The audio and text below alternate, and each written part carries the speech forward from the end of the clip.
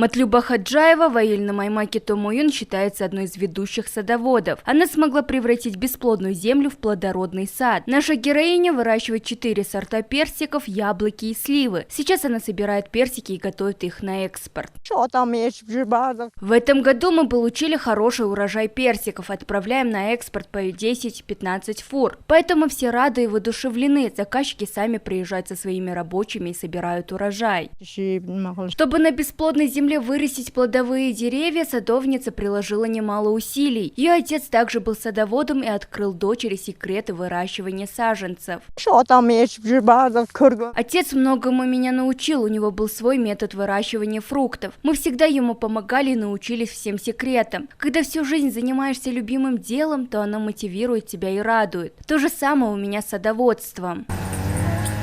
Вот уже несколько лет в Аильном Аймаке Томуюн не хватает поливной воды. В результате площадь сельскохозяйственных полей уменьшилась, а большая часть местных жителей перешла на выращивание садов. Всего в Араванском районе имеется 134 гектара земли, где выращивают персики. Ежегодно отсюда собирают до 25 тонн персиков. В этом году из-за дождливой погоды мы получили богатый урожай черешни. Если мы будем улучшать сферу садоводства в нашем районе, то в будущем сможем экспортировать персики в больших объемах. Сейчас мы продаем наши персики в города Бишкек, Талас и Нарын.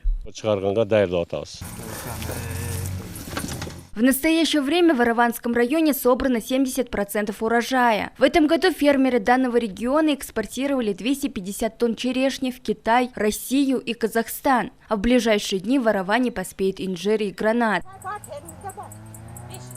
Нагима Бакаева, Уран Адишев, ЛТР, Ошская область.